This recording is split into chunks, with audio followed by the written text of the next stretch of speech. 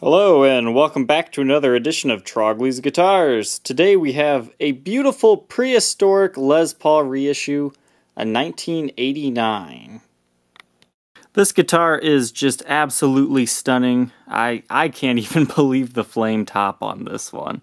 Just look how flamed it is. It's insane.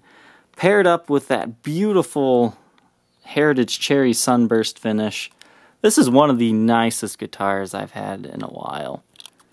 It's been a player's grade guitar. You can see there's lots of scratches and dings. And we've got a few replaced parts that we'll go over here. First, let's take a look at the dings on the top. You can see there's a small one there.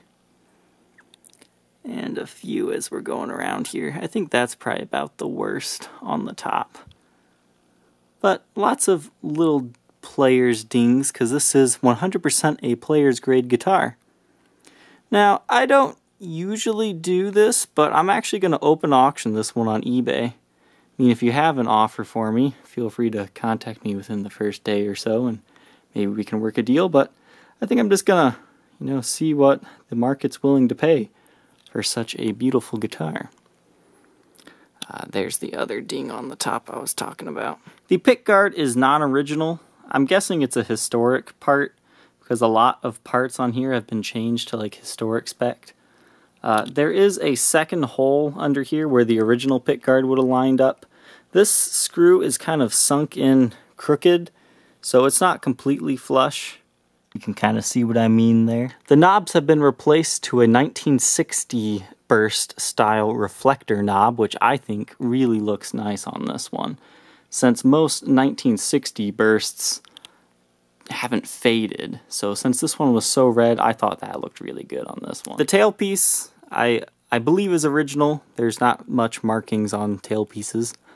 The bridge is a Gibson ABR1, so that is original. And you have your original pickups, which are Tim Shaw's.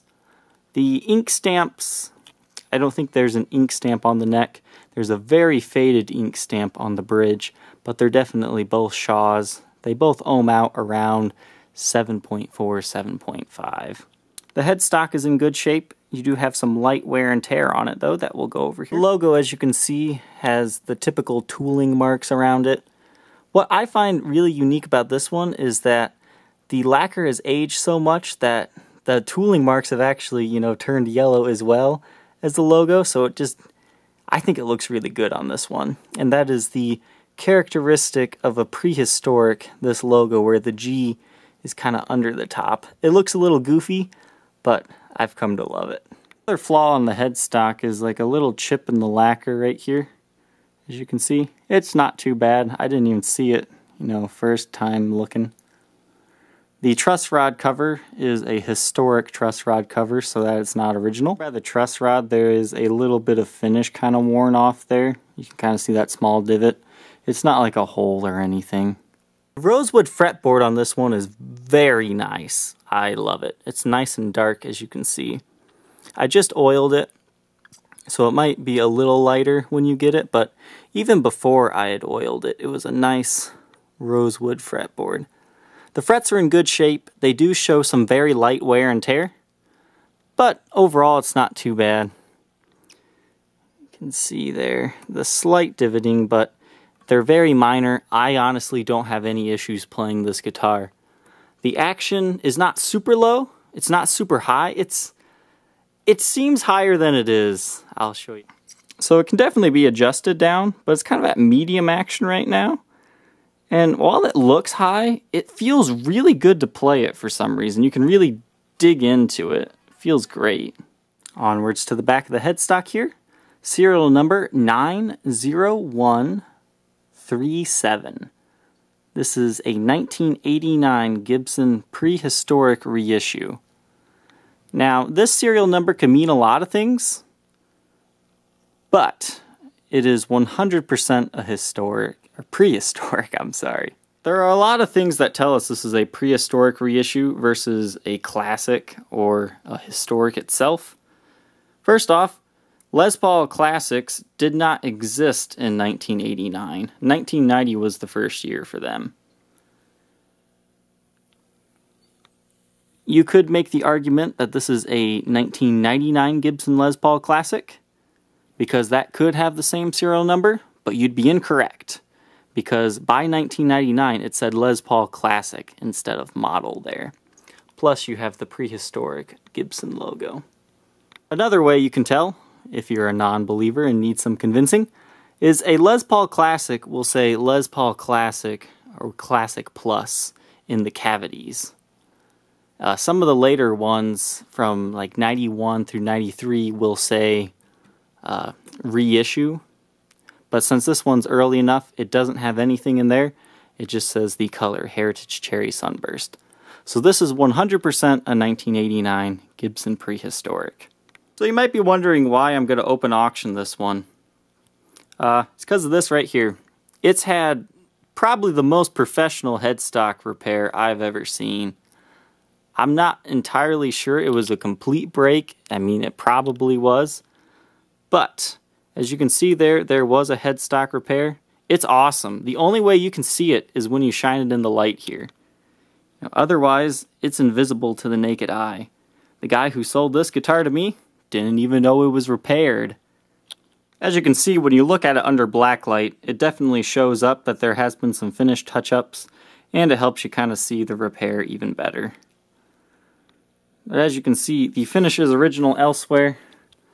Looks like you might have had some light touch-up on the back in that area, but otherwise, you're good as far as the back. We're on the front. Looks like you got some touch-up in the brake area on the front as well. It probably broke the original truss rod, and that's not truss rod itself, the truss rod cover. And that's why it's a historic replacement. The truss rod itself still functions and turns just fine. I have personally moved it myself. And as you can see, the front finish is perfectly good. Looks like you got a little bit of wear up there, but not a touch-up or anything. Well, now that's all out of the way. This has a very nice medium profile neck. It's not a super big baseball bat, but it's not super slim either. I would still consider it a 60s profile, but definitely has... It just has that right feel. Like, it's not too big, it's not too small. I love it. The back of the guitar shows some wear and tear as well. I'll take a look here. You've got, quite a few nicks and dings. You got some belt scratches here that kind of chip the finish away. Try to get a close up here. There, you can see it. But lots of little nicks and dings, but nothing to worry about. The pots have been replaced. I think the volume ones are original, but since they were all wired 50 style again, I can't actually make out the date codes on them. But the two-tone pots are definitely replaced. They say Gibson on them. The strap locks have been upgraded to strap locks. You can see where the strap has kind of worn down the finish in the corner there. And you do have some dings on the side as well. Nothing too bad though. The other side here, you can see the thin cutaway binding. The thin binding in the cutaway is what I'm trying to say there. Where you can see the maple cap exposed, which is what you should have. And you got some light wear and tear here as well. Another thing to know is the finish kind of chipped down here when that was replaced, but it's not too bad, you don't see it. The guitar weighs a very nice 8 pounds, 13.3 ounces, so you're under that 9-pound mark. It's got a beautiful top. This is just such a great guitar. And we'll just take a look here at the cavities. There you can see Heritage Cherry Sunburst stamp, as well as the original Tim Shaw neck pickup. And the bridge area doesn't have any writing at all. And another Tim Shaw pickup. It will ship in this Gibson USA case here, which is a 90s Gibson case. It came to me in an oversized Epiphone case over there, so I am upgrading this case for you. All the latches work except for the locking latch. That part was taken off. This is actually one of the nicer Gibson USA cases I have. It's got lots of wear and tear, but instead of pink interior, it's actually got black interior. So it's kind of cool. You don't see these every day with the black shroud inside. Here's what she looks like inside of her case. Whoever gets this guitar is going to be really happy. If it wasn't for the headstock repair, you know, prehistoric reissues typically go, you know, anywhere from like the high 3s to the low 5s. So I'm going to open auction this one. I'm guessing it'll go for the low 3s, but we'll see how it goes. It is gorgeous. You don't have anything to worry with this headstock repair. Usually I don't like headstock repair guitars, but this one was done right. You can't even feel the repair. Like, you can feel, you know, run your nail along it, you can't feel it. That means it was done right. So this is a gorgeous guitar and it sounds great. Let's hear how it sounds for a little bit.